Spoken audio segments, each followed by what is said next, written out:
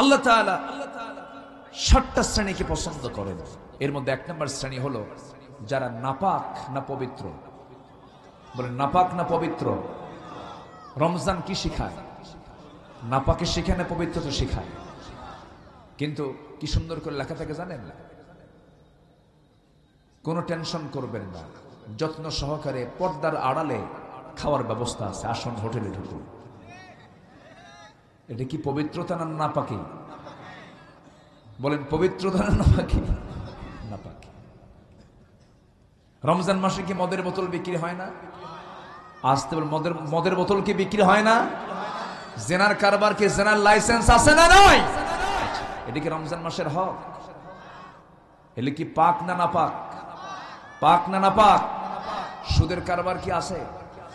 এত রোজা রাখি, এত দোয়া করে যায় কই? কোথায় যায়?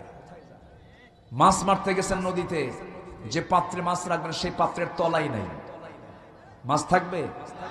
নাপাকি নিয়ে দোয়া করলে আল্লাহ কি সেই দোয়া কবুল করবেন? সুদ কি পাক না নাপাক? জেনার কারবার পাক না নাপাক? বলেন পাক না নাপাক? নাপাক। আল্লাহ তাআলা বলছেন, আমি যারা পুত পবিত্র, যারা হালাল জীবন গ্রহণ করে, আমি তাদেরকে বড্ড ভালোবাসি। জোরে কোন আলহামদুলিল্লাহ। 1 নাম্বার আমরা এই চরিত্র আনবো, জোরে বলি ইনশাআল্লাহ। এলাকায় কি সুদ আছে? সুদ? হ্যাঁ, বিসমিল্লাহ করে খাবেন, জায়েজ হয়ে যাবে নাকি এরকম কিছু? সুদের ধারে পাশে আমরা যাবো না। রমজান মাস পেলাম, রমজান রাখলাম, রোজা রাখলাম, সুদ ছাড়তে পারলাম না। রোজা রাখার তোমার দরকার আছে? আছে? দরকার আছে? মিথ্যা কথা বলে রোজা রেখে, আছে না নাই? আবার রোজা অবস্থায় মিথ্যা কথা বলে না, বলে যে রোজা আছি তো, ইফতার করি এরপরে বলবো না। এরকম আছে না নাই? বলেন। রাগারাগি করে না, শেষ বেলায় না খেয়ে আসে, রাগের ঠেলায় কয় শোন রোজা আছি, নচেৎ খাইয়ে ফেলাতা। আছে না নাই? না, এটার নাম রোজা নয়। রোজা অনেক কিছু শিখায় দেয়। আমরা এই একটা মাসকে বাকি 11 মাস কাজে লাগাবো, জোরে বলি ইনশাআল্লাহ। ইন্নাল্লাহা ইউহিব্বুত তাওয়াবিন ওয়া ইউহিব্বুল মুতাতাহহিরিন। আল্লাহ তাআলা তওবাকারীকে এবং পবিত্রতা অর্জনকারীকে খুব ভালোবাসেন। এই দুটা গুণ শিখে নিলাম। যারা পুত পবিত্র এবং যারা কি তওবাকারী, আল্লাহ তাদেরকে খুব ভালোবাসেন। জোরে কোন সুবহানাল্লাহ। নাম্বার 3 হলো যারা মুত্তাকি, তাদেরকে আল্লাহ তাআলা ভালোবাসেন। ইন্নাল্লাহা ইউহিব্বুল মুত্তাকিন। আল্লাহ মুত্তাকিদেরকে খুব ভালোবাসেন। মুত্তাকি হওয়ার জন্য রোজার দরকার আছে না নাই? কামা কুতিবা আলাল্লাযীনা মিন ক্বাবলিকুম লাআল্লাকুম, বলেন বলেন বলেন, লাআল্লাকুম তাত্তাকুন। রোজা রাখলে তুমি অবশ্যই পরহেজগারিতা অর্জন করতে পারবে, অবশ্যই তুমি আল্লাহওয়ালা হতে পারবে। আল্লাহ রাব্বুল আলামিন মুত্তাকি হতে বলেছেন। আমি মুত্তাকিকে খুব ভালোবাসি, আমি মুত্তাকিকে খুব পছন্দ করি। আল্লাহ রাব্বুল আলামিন আরেক শ্রেণীকে ভালোবাসেন, সেটা হলো আল্লাহ রাব্বুল আলামিন বলছেন যারা ন্যায় বিচার করবে আল্লাহ তাদেরকে খুব ভালোবাসেন। ইন্নাল্লাহা ইউহিব্বুল মুকসিতিন। জোরে বলুন আল্লাহু আকবার। আমার বন্ধুগণ, 4টা চলে গেল। নাম্বার 5 হলো আল্লাহ তাআলা কোন বান্দাকে ভালোবাসেন? যারা ধৈর্য হারা না ধৈর্যশীল। ধৈর্য হারা না ধৈর্যশীল। বারবার মেয়ে হয়, একটা হলো, 2টা হলো, 3টা হলো, 4টা মেয়ে হলো। কিছু কিছু মহিলা আছে মন খারাপ করে আল্লাহ তোমার চোখ আসলেই কানা। আসলে ওই বাড়িতে 4টা ছেলে আছে, আমার বাড়িতে 4টা মেয়ে, তো ওই বাড়ির 2টা ছেলে আমার বাড়িতে ঢুকায় দিয়া আমার বাড়ির 2টা ওই বাড়িতে ঢুকা দিলে তো হয়ে যেত। দেখেন কি হিসাব, দেখেন কি হিসাব দেখেন। কিন্তু আসল হিসাব কার কাছে আছে? আসতে বলবেন না, কার কাছে আছে? আল্লাহর কাছে আছে। আমরা ধৈর্য হারা হব না। যেটাই হোক না কেন, সম্পদ আসে যায়, অসুখ হয় সারে, সুস্থতা অসুস্থতা, সুখ দুঃখ যেই যে আসুক না কেন, ধৈর্য ধরবো কার উপরে? আসতে বলুন কার উপরে? ইন্নাল্লাহা ইউহিব্বুস সাবিরিন। আল্লাহ তাআলা ধৈর্যশীলদেরকে খুব ভালোবাসেন। আমরা ধৈর্যশীল হব, জোরে বলি ইনশাআল্লাহ। যার ধৈর্য আছে সে পরিবার রক্ষা করতে পারে, যার ধৈর্য আছে সে নেতৃত্ব দিতে পারে, যার ধৈর্য আছে সে ব্যবসা করতে পারে, যার ধৈর্য আছে সে দুনিয়ার সব কাজও করতে পারে, আখিরাতেও সে জান্নাত পেতে পারে।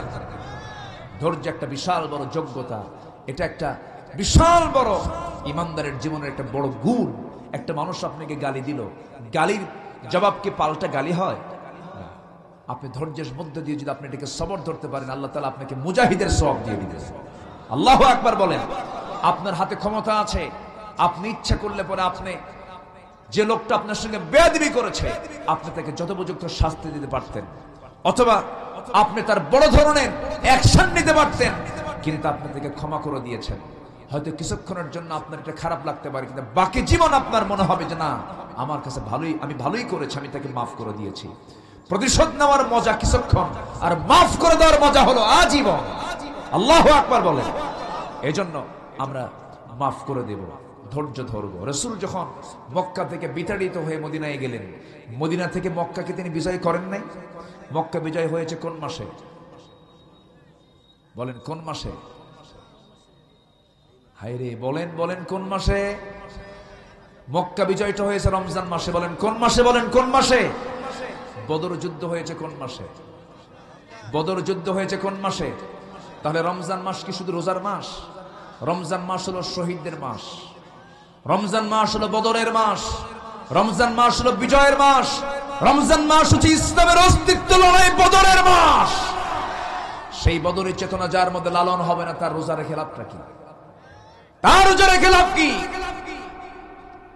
যে রোজার মধ্য দিয়ে আপনি হারাম ছাড়তে পারেন নাই, যে রোজার মধ্য দিয়ে আপনি মিথ্যা কথা ছাড়তে পারেন নাই, যে রোজার মধ্য দিয়ে আপনি জনগণের সম্পদ আত্মসাৎ করে বাদ দিতে পারেন নাই, তার রোজা রাখার কোনো প্রয়োজন নাই, বলেছেন মুহাম্মদ সাল্লাল্লাহু আলাইহি ওয়াসাল্লাম। একটু কান লাগাবেন, মনোযোগ দিয়ে শুনবেন। সবাই চলে যাব, কেউ আমরা বাঁচার জন্য আসি নাই, দুনিয়া থেকে আমরা বিদায় নেব, কিন্তু আমরা আমল নামা নিতে চাই বাম হাতে না ডান হাতে? আল্লাহ আমাকে পাপী দেখতে চান না নিষ্পাপ দেখতে চান?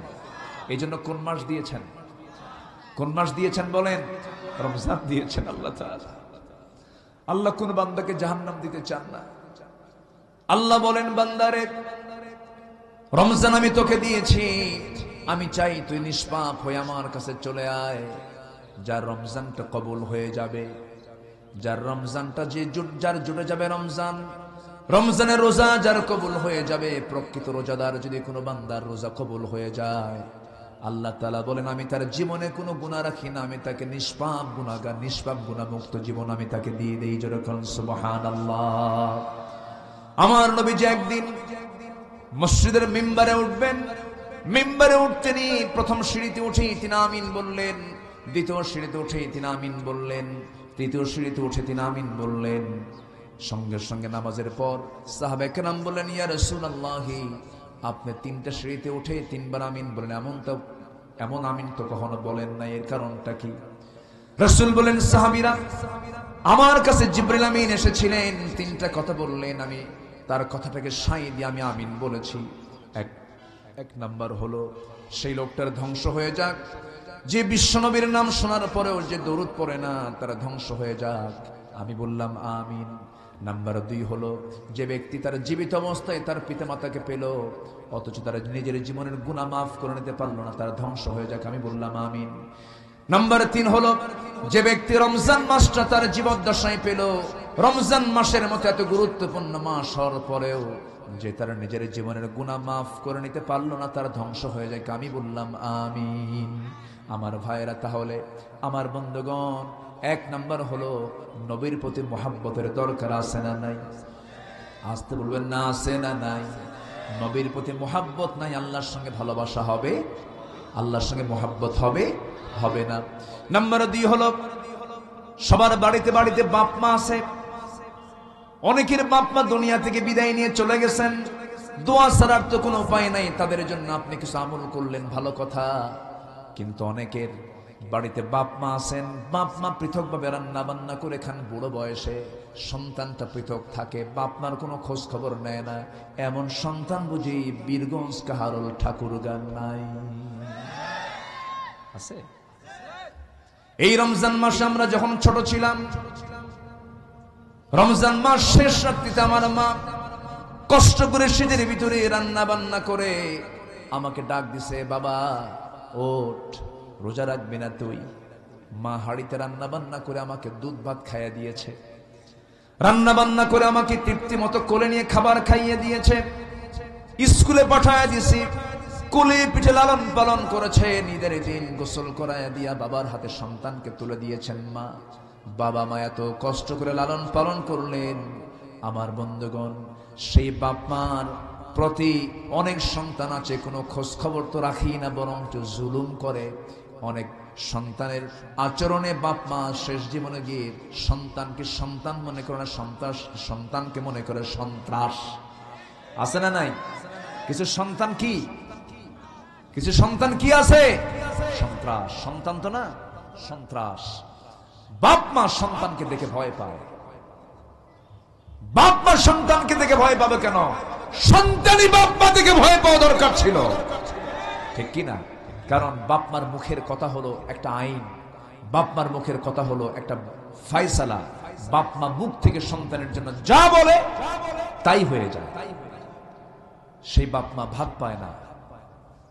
কয়েকদিন আগে নাটোরে আমার একটা মাহফিল ছিল। একটা বৃদ্ধা মা হাত কাঁপানো একটা চিঠি আমাকে, উনি চিঠি লিখে বলতেছেন, বাবা আমার বয়স 70 বছর, এই বুড়া বয়সে আমার 5টা ছেলে মেয়ে, মেয়েটাকে বিয়ে দিয়েছে একটা, বাকি 4টা ছেলে আমার ঘরের আশেপাশেই তারা থাকে, তাদের বউ বাচ্চা আছে, ছেলে মেয়ে আছে, নাতিপুতি আমার আছে। কিন্তু আমার এই 70 বছর পার হয়ে গেছে, এই বুড়া বয়সে বাবাজি আমি নিজেই হাড়িতে রান্না বান্না করি, ওরা আমাকে রান্না করে খাওয়ায় না। নাউজুবিল্লাহ বলবেন না?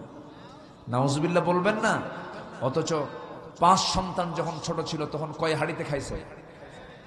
বলেন কোন কয় হাড়িতে খাইছে? কয় মায়ের হাত থেকে খাইছে? এক মায়ের হাত থেকে এক হাড়িতে 5 সন্তান খেয়েছে। এখন 5 সন্তান বড় হয়ে গেছে, 5 সন্তানের 5 হাড়িতে এক মায়ের খাবার জোটে না। তোমার কিসের রমজান? তোমার রমজান কিসের? এমনটা যদি আচরণ করে থাকো, আজকে গিয়ে মাফ চাবা, মার 2টা পা জড়িয়ে ধরে বলবা, মা মাফ করে দাও। মা যদি খুশি হয় আর শাহিম খুশি হয়ে যাবে। বাবার সঙ্গে বেয়াদবি করেছেন, মাফ চেয়ে নেবেন। বাবা যদি রাজি হয় আল্লাহ রাজি হয়ে যাবে। আপনার বাপ যদি অপরাধও করে আপনি কোনো বিচার করতে পারবেন না। আপনার বাপ যদি ভুলও করে আপনাকে বাড়ি থেকে যদি বেরও করে দেয়, আপনি কখনো এটার প্রতি উত্তর আপনি করতে পারবেন না। এই অধিকার দেন নাই তিনি কে? আসতে এই অধিকার দেন নাই তিনি কে? আল্লাহ তাআলা। আমরা এই বিষয়গুলোকে ফলো করার চেষ্টা করব। জোরে বলি ইনশাআল্লাহ, আরো জোরে বলি ইনশাআল্লাহ। লম্বা লম্বা কথা ছিল কিন্তু সময় তো খুব কম, মেহমানও আছেন, বসবেন, একটা লোক নড়বেন না। আল্লাহ তাআলা 7 শ্রেণীকে ভালোবাসেন। আমি 5টা বলেছি। আরেকটা হলো যারা নির্ভরশীল থাকে কার উপরে, কি করে খাবো, আমাকে বাঁচাবেন কে? এই হতাশা অনেকের মধ্যে আছে না নাই বলেন তো? আচ্ছা, মানুষ ছাড়া কোনো পাখির কি কোনো খাদ্য গোদাম আছে? কোনো গোডাউন আছে? কোনো পাখি কি না খেয়ে থাকে? বলেন তো, কোনো পাখি কি না খেয়ে থাকে? বাবুই পাখি বাসা বাঁধে তাল গাছে, ঝড়, আইলা, সিডর, ফণি, বুলবুল, এরপরে কি আর কি নার্গিস, কত ঝড়ঝাপটা আসে, আমফান, আমার আপনার বাড়ি ঘর উড়ে যায়, নিশ্চিহ্ন হয়ে যায়।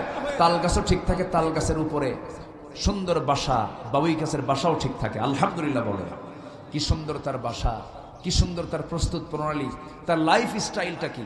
আমরা কোথাও যেতে গেলে শুধু বিমান পাই না, সেই বিমানে এয়ারপোর্টে যেতে গেলে সৈয়দপুরে গাড়িতে করে যেতে হয়, আবার সেখানে টিকিট নাই, ডিলে, বিমান অন্য সময় যাবে না, এই প্রবলেম ওই প্রবলেম, সব পথেই চলতে হয়। কিন্তু বাবুই পাখি শুধু চলে কোন পথে? আকাশ পথে। তাহলে মানুষের চাইতে বাবুই পাখির জীবনযাত্রা কি উন্নত, অনুন্নত না উন্নত? উন্নত। এবং তার কি কোনো এয়ারপোর্ট দরকার হয়? ল্যান্ডিং এর জন্য কোনো এয়ারপোর্ট লাগে? অ্যারাইভেলের জন্য কোনো এয়ারপোর্ট লাগে? জাস্ট ওর ঘর থেকে বের হওয়া দরকার, ছোট্ট মোটর জানার মতো একটা মেশিন আছে মাথায়, ওই মগজ থেকে আরেকটা মেশিন এক্সট্রা করে 2টা পাখা বের করে দিল, উড়ন্ত হয়ে আল্লাহর জিকির করতে করতে বিভিন্ন খাবারগুলো, দানাগুলো পেটের মধ্যে নেয়, আল্লাহর জিকির করে করে আবার বিমানটা সুন্দর করে ফ্লাই করে ল্যান্ডিং করে সে তার ঘরের মধ্যে ঢুকে পড়ে আল্লাহর জিকির করতে করতে। যেরকম সুবহানাল্লাহ। কোনো খাদ্য গোদাম আছে? ওই জলভাগে চলে যান, সমুদ্রে চলে যান, সবচেয়ে বড় প্রাণী হলো তিমি মাছ। এই তিমির হার্ডের ওজন হলো 600 কেজি। কয়শো কেজি বলেন? 600 কেজি শুধু হার্ডের ওজন। ওর যখন হার্টবিট হয় প্রতি মিনিটে 8 থেকে 10 বার, এই হার্টবিট হৃদস্পন্দনের আওয়াজ শোনা যায় 4 মাইল দূরে থেকে।